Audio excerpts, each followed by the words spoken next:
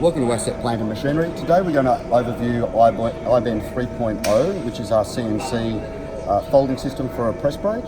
And we're just going to do a quick review on how to actually operate the system. So we'll go in and select a program. We'll put a new job in. It's a point-to-point system. So we're simply just creating our basic 2D shape. We can now go through and edit our dimensions.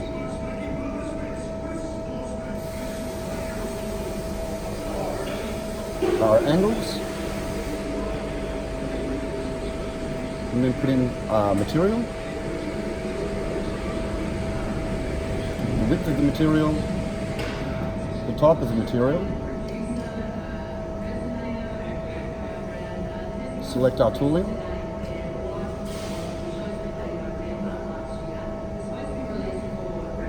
and our hold time for our spring back.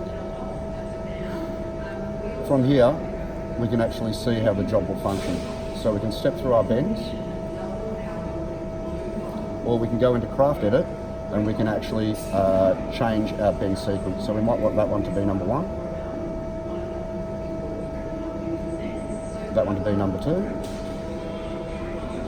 and we can then run a simulation to see how that will actually look.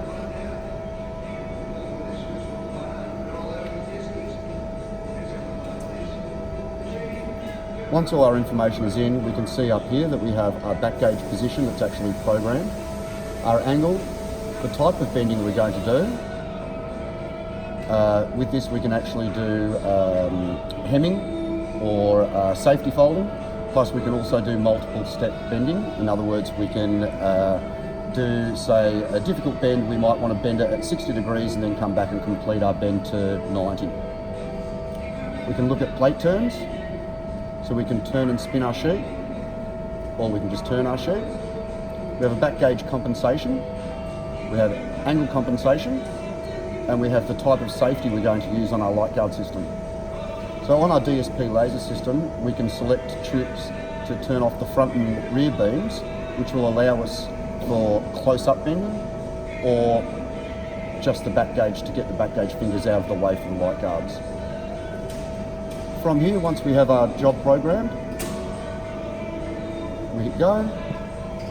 It doesn't like my V size.